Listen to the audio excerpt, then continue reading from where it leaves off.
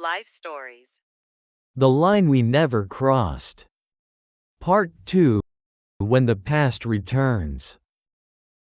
This video is part 2 of the line we never crossed. If you haven't listened to part 1 yet, we recommend starting with the part 1 video linked above.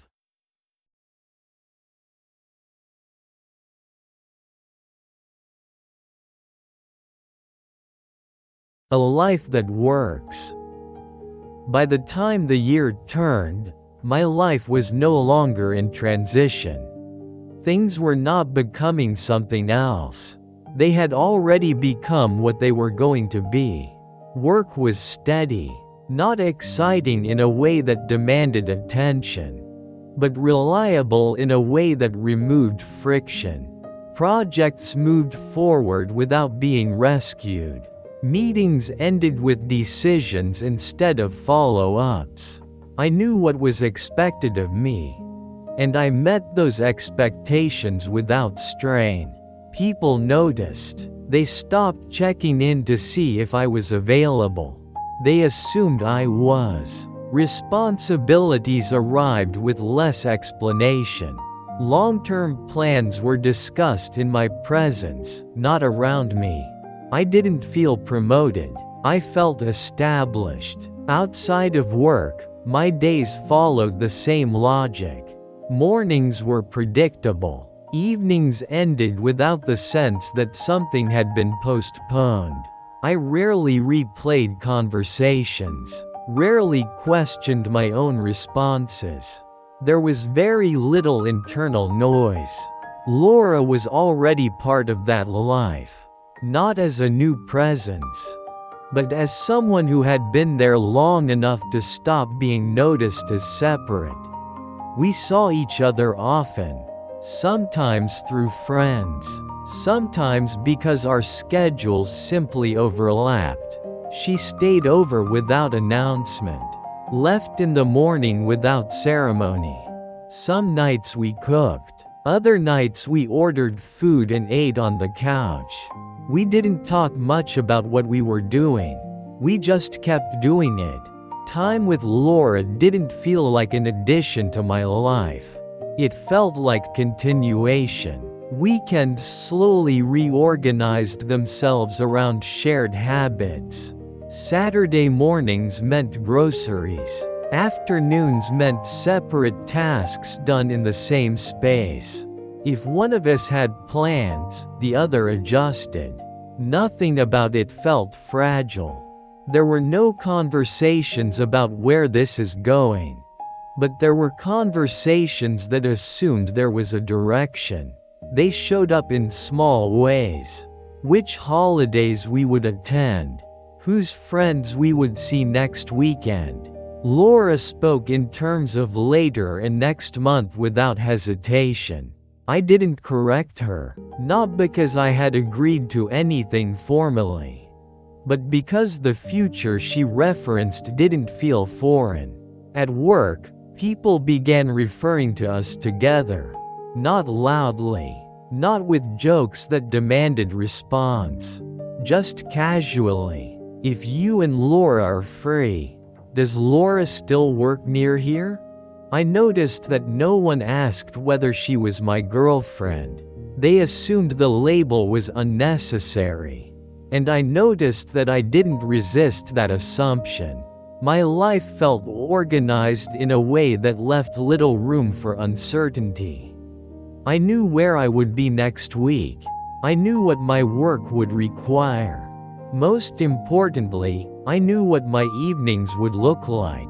That predictability didn't bother me. It felt earned. Laura fit into that structure without friction. She didn't test boundaries. She didn't ask for reassurance. When work pulled me in one direction, she didn't interpret it as distance. When plans changed, she adjusted without disappointment. Arguments, when they happened, were small and practical. Who forgot to buy milk? Who was late to dinner? Nothing escalated. Nothing lingered. One evening, we attended a dinner with friends we both knew well. The kind of gathering where everyone was at roughly the same stage of life. Careers established, relationships settled or settling. At some point, someone joked about who would be next to move in together. A few people glanced in our direction. Laura smiled. I smiled back. The moment passed without explanation. Later, walking home, Laura said she hadn't felt uncomfortable. She said she liked knowing what her life looked like. Not every detail, but the general shape of it. I didn't answer right away, because I realized I felt the same. My life had a shape now. It wasn't dramatic, but it was clear. At work, my role began to change again. Not upward, outward. I was included in conversations about future projects that wouldn't begin for years.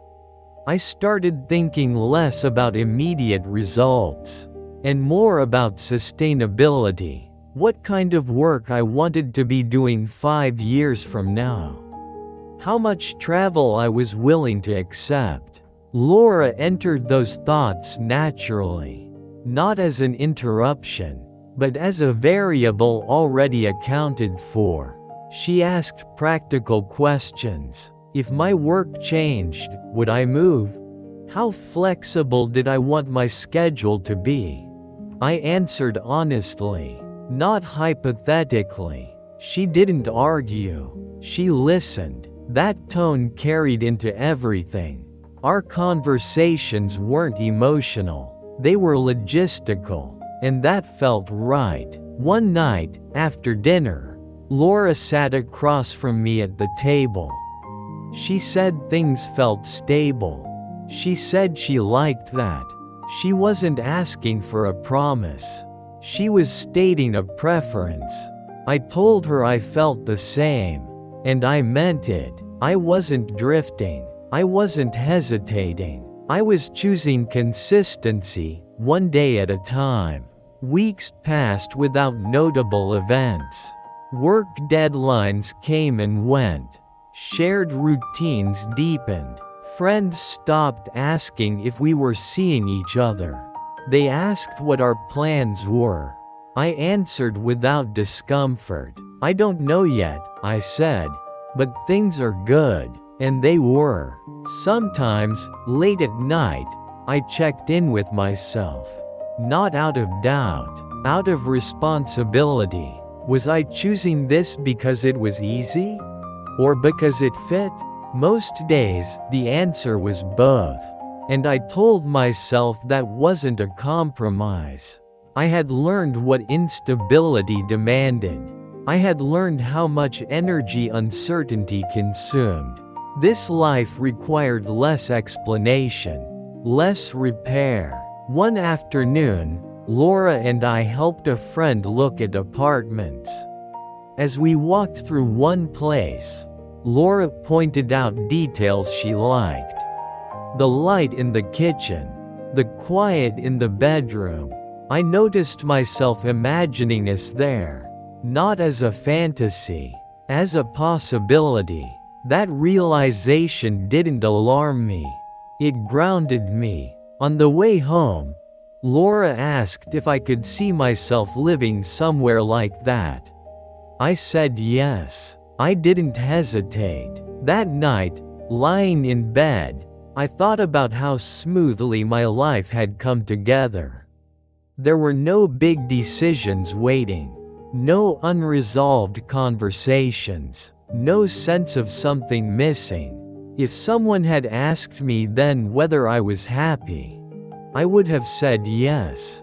Not with excitement, with certainty. My life worked, and for the first time in a long while, I believed that it could keep working exactly like this.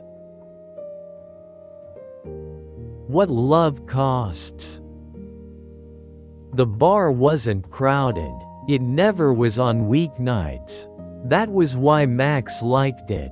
Low music, dim lights, a place where conversations didn't have to compete. We sat at the counter, 2 stools apart, drinks already half gone.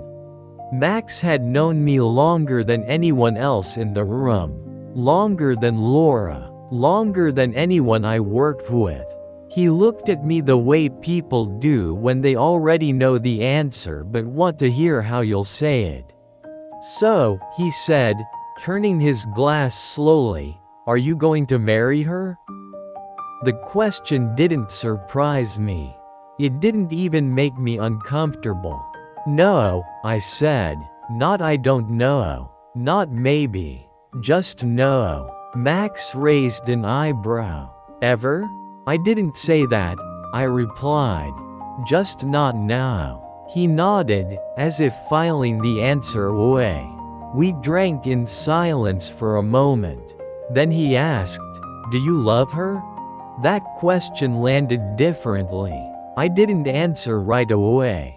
Not because I was hiding something, but because I wasn't sure how precise the word needed to be. "I care about her," I said finally. Max smiled, not unkindly. "That wasn't the question." I exhaled. "I don't know," I said. "I don't think about it like that." "Like what?" "Like something I'm supposed to feel," I said. "Or prove." Max leaned back slightly. "You always do this," he said. "You turn feelings into systems." I laughed, but it didn't sound defensive. "Maybe," I said, "systems work." He took a sip of his drink. "They do," he agreed. "Until they don't." We sat quietly for a moment. The bartender wiped the counter nearby. A couple at the far end argued in low voices. Max turned back to me. "You're happy, though," he said. "Right?" "Yes," I said. "I am. Unstable." "Yes. And you're choosing that on purpose." That wasn't a question. "Yes," I said again. Max nodded slowly. "Okay," he said. "Then let me ask you this." He paused. "Do you avoid love, or do you just avoid what love does to your life?" That question stayed with me longer than I expected. I stared at my glass. "I don't think I avoid love," I said. "I think I avoid losing control." Max smiled. "There it is." I took a breath. "I've seen what love does when it goes wrong," I said.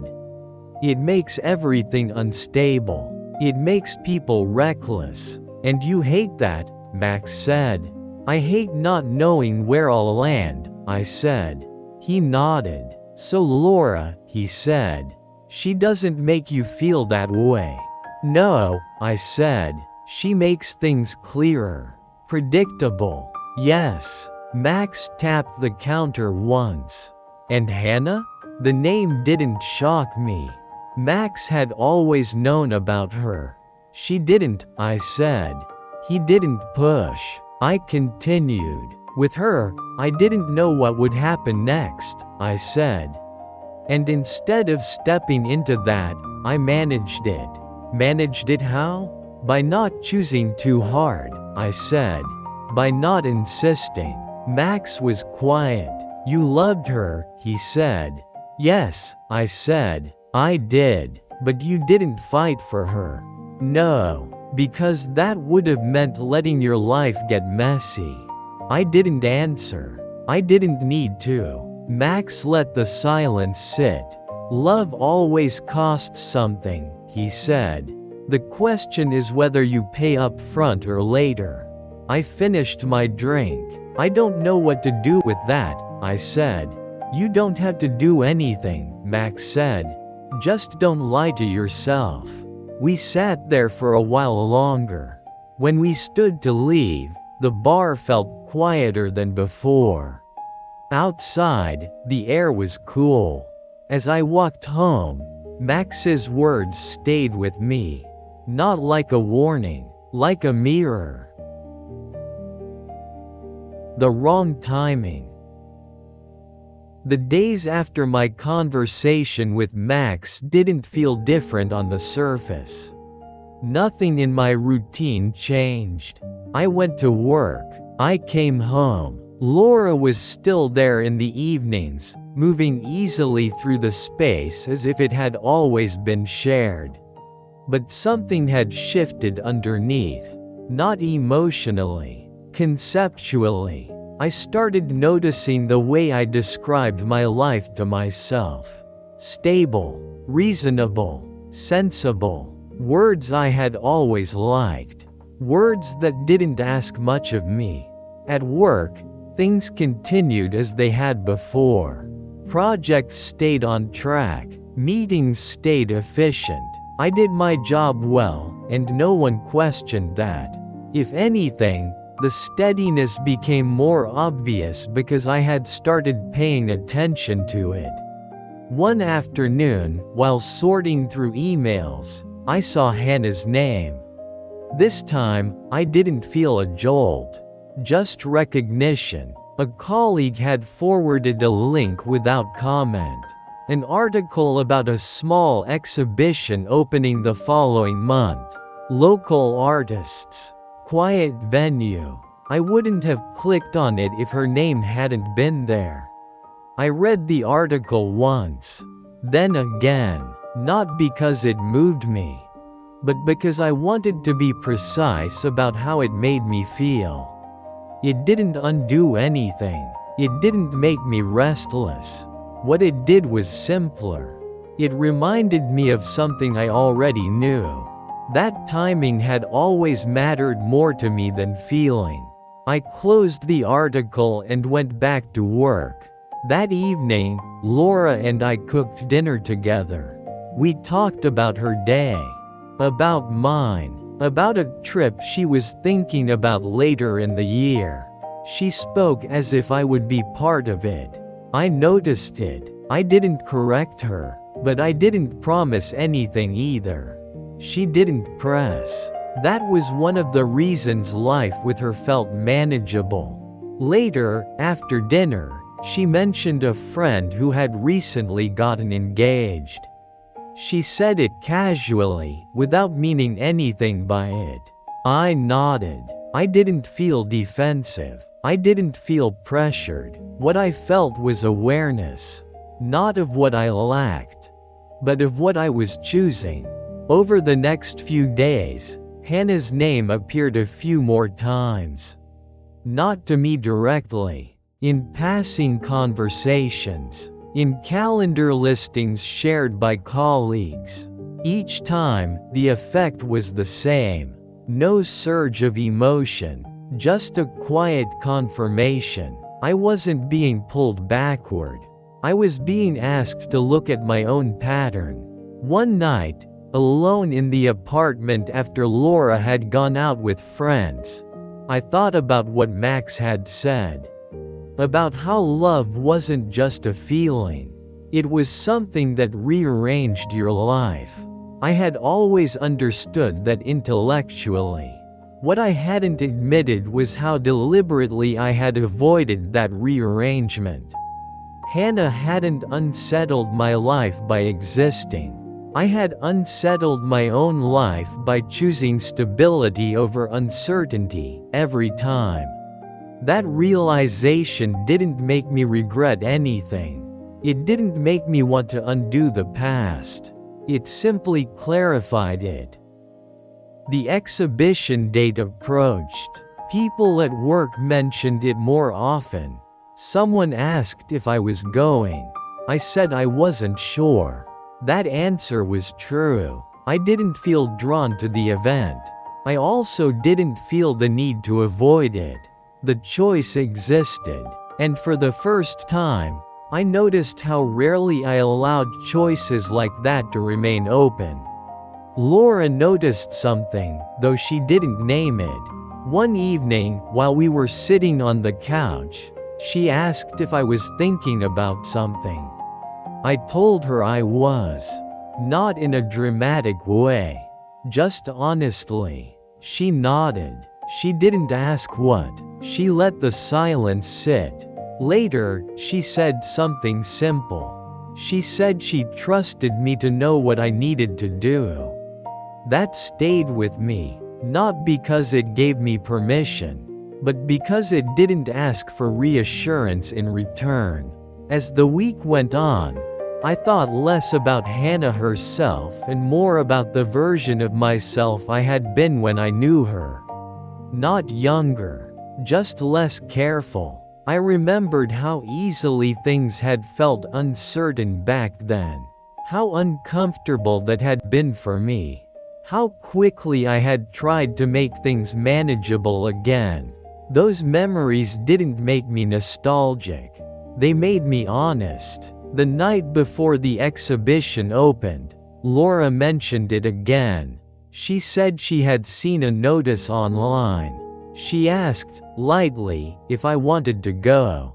I told her I hadn't decided. She thought about it for a moment, then said, "If you're curious, you should go." There was no tension in her voice.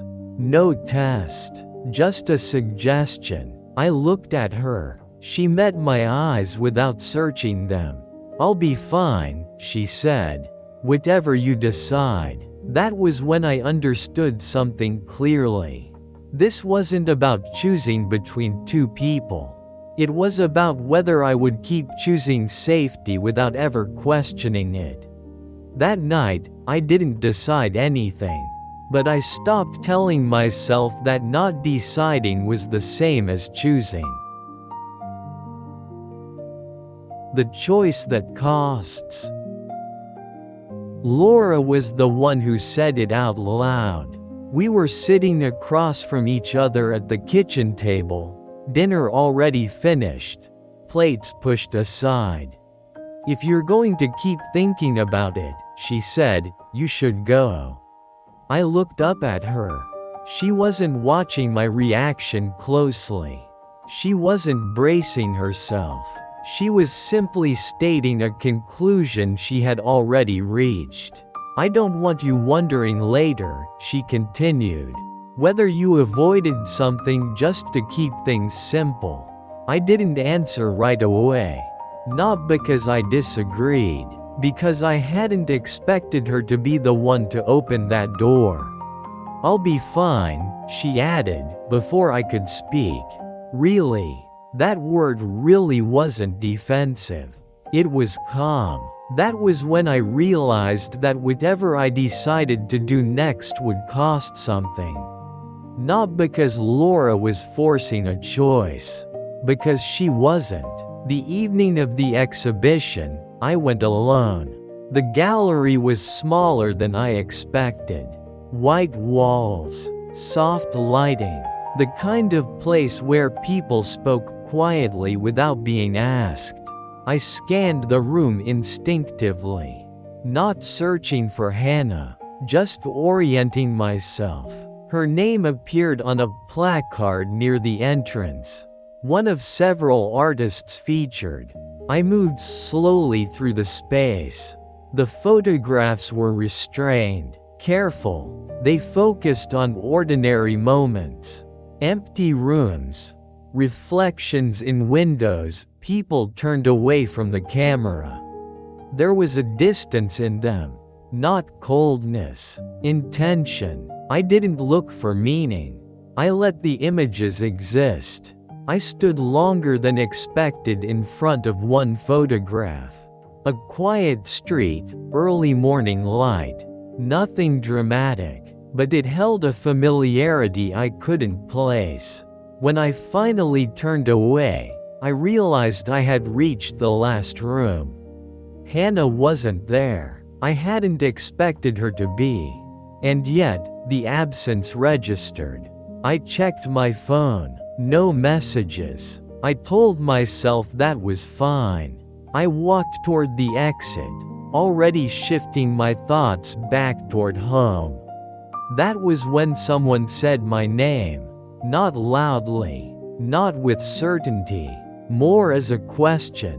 I turned. A woman stood a few steps away, her expression tentative. "Caleb?" she said. I recognized her only after a second. "Jennifer," I said. She smiled, surprised. "I wasn't sure it was you," she said.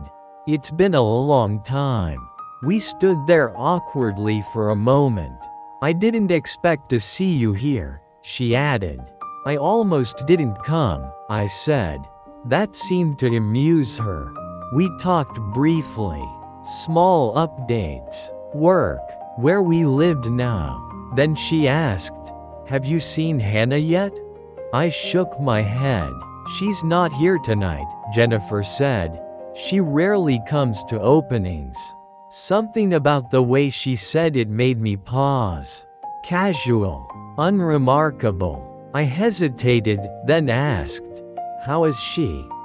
Jennifer tilted her head slightly. "She's good," she said. "Busy. Still working non-stop." There was no pause. No careful phrasing. I hesitated for a moment, then asked something that felt safe. "She doesn't have kids yet, right?" Jennifer laughed lightly. "Kids?" she said. "No, she's not even married." The words didn't land all at once. "What?" I asked before I could stop myself. I thought she was engaged. "Married." Jennifer looked at me, confused now. "No," she said slowly. "She's never been. Not once." She paused, then added gently. "And she's always been on her own. At least as long as I've known her." The room seemed to tilt. I didn't speak. Jennifer watched my face, understanding dawning. We stood there for a moment longer. Jennifer glanced at her watch, then back at me. "Oh," she said softly. "I should get going," she said, a little quickly. I nodded. "It was good to see you," she added, already taking a step back. "I hope you're doing well. And I hope we'll run into each other again sometime." I nodded again. She smiled once more, brief and careful, then turned and disappeared into the crowd. Outside, the night air felt sharper. The street lights blurred slightly as I walked. Hannah wasn't married. She hadn't been engaged. The story I had accepted without question. The one that had allowed me to settle so easily. Wasn't true. Questions came quickly. Why would she say that? To protect herself? To protect me? Had it been a kindness? Or a decision made on my behalf? By the time I reached home, my hands were unsteady. Laura was sitting on the couch, reading. She looked up immediately. "You went," she said. "Yes," I replied. She waited. I told her everything, not dramatically, not all at once, just the facts. The exhibition, Jennifer, what I had learned. Laura didn't interrupt. When I finished, she was quiet for a long moment. Then she spoke. "I think I always knew," she said. I looked at her. "Not about Hannah," she clarified. "About you." She closed the book and set it aside. "You choose what keeps your life intact," she said. "Even when it costs you something." I didn't argue. She continued. "I don't think you ever lied to me," she said. "But I don't think you've ever let yourself want something that could break what you already have." Her voice didn't waver. "This isn't a confrontation," she said. "It's a confession." She took a breath. "I care about you," she said. "Deeply." I nodded. "But I know the difference," she continued, "between being chosen because I fit and being chosen because I'm wanted." That landed hard. She looked at me steadily. "If you stay with me," she said, "I want it to be because you're choosing me without safety nets." I couldn't respond, not because I didn't understand, because I did. She stood. I won't ask you to decide tonight, she said, but I won't pretend not to see what this is. She went to the bedroom and closed the door softly behind her. I remained where I was. For the first time, the stability I had built felt fragile. Not because it was weak, but because I could finally see what it had cost. The courage to choose. After Laura left, the apartment didn't feel broken. It felt exposed. Without her presence, there was nothing to absorb the quiet. No shared schedules. No overlapping routines. At first, I kept my habits intact. I woke up at the same time. I made the same coffee. I left the apartment without looking back. I told myself that consistency meant I was handling things well. But over time, the routine started to feel less like discipline and more like insulation. I noticed how carefully I avoided stillness. If I stopped moving, thoughts crept in. So I stayed busy. I reorganized shelves that didn't need organizing. I volunteered for extra work projects that required no emotional investment. I filled evenings with tasks instead of decisions. Some nights, I caught myself reaching for my phone, thinking of Laura. Not to ask her back, to return to something that asked less of me. That realization unsettled me more than loneliness ever had. A week passed like this. Not heavy with grief, heavy with awareness. That was when I returned to the exhibition. Not impulsively, deliberately. I needed to stand in a place where my past wasn't abstract. The gallery was quiet, almost empty. I walked more slowly than before. This time, I stopped in front of each photograph. I noticed how often the subjects were captured mid-turn, never facing the lens fully. Distance again, control again. At the far end of the room, Hannah stood. She wasn't startled to see me. Her expression told me she had already prepared for this moment. We didn't speak inside. Outside, the air felt cooler than I expected. We sat on a bench near the entrance, leaving space between us. She spoke first. "I know you know," she said. I nodded. "Jennifer told me." She exhaled slowly, as if releasing something she'd been holding. "I shouldn't have said I was married," she said. "I thought it would make things easier." "For me," I said. "And for me," she replied. We talked about the years that had passed. About messages never sent. About silence that had been misread as closure. I told her about Laura. About how even now, knowing the truth, part of me wanted to retreat into something familiar and stable. Hannah listened without interrupting. Then she said, "You understand yourself now." I nodded. "But you're still standing in the same place," she added. She was right. Insight hadn't turned into movement. "I don't want us to end the same way," she said. "And I don't want to wait while you figure yourself out." She looked at me calmly. "I think we need time," she said. Not to pause. To see. I didn't argue. For once, I wasn't trying to convince anyone. We parted without promises. Only honesty. That night, the apartment felt heavier than before. Because clarity had removed every excuse. The weeks that followed were the hardest part. Not because I was heartbroken. Because I couldn't hide behind confusion anymore. I began to notice how often my instinct was still to withdraw. When friends invited me out, my first reaction was to decline. When conversations turned personal, I redirected them toward safe topics. Each time, I stopped myself. Sometimes too late, sometimes just in time. I started doing small, uncomfortable things. Saying yes when I wanted to say no. Staying present in conversations that didn't have a clear endpoint. Letting silence exist without rushing to fill it. None of it felt heroic. Most of it felt awkward.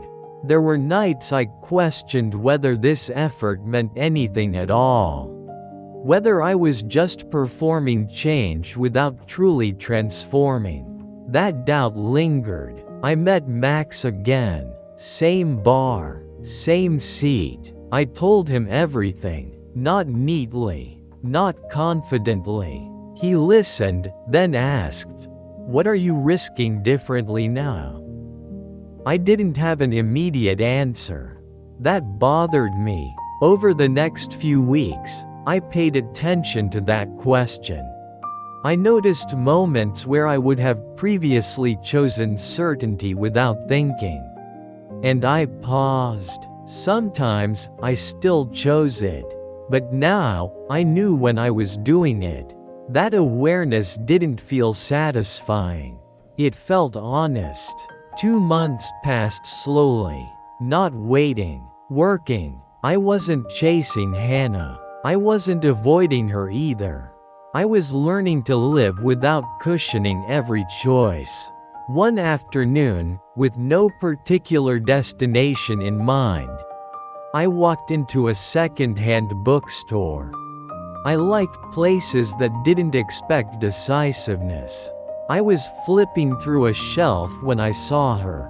Hannah stood a few steps away, holding a book, completely absorbed. This time, my body didn't freeze. I walked toward her. She looked up and smiled. "Hi," she said. "Hi." We stood there for a moment, neither of us rushing to fill the space. Then I did something I had rehearsed silently for weeks. I reached for her hand. "I'm here," I said. "And I'm not stepping back this time." She studied my face carefully. Not skeptically. Thoughtfully. "And if it becomes uncertain?" she asked. "Then I stay," I said. "Not because it's safe, but because it's you." She squeezed my hand once. "Then let's see," she said. And this time, I knew I meant it. Not as a promise shaped by fear, but as a choice I was willing to keep making.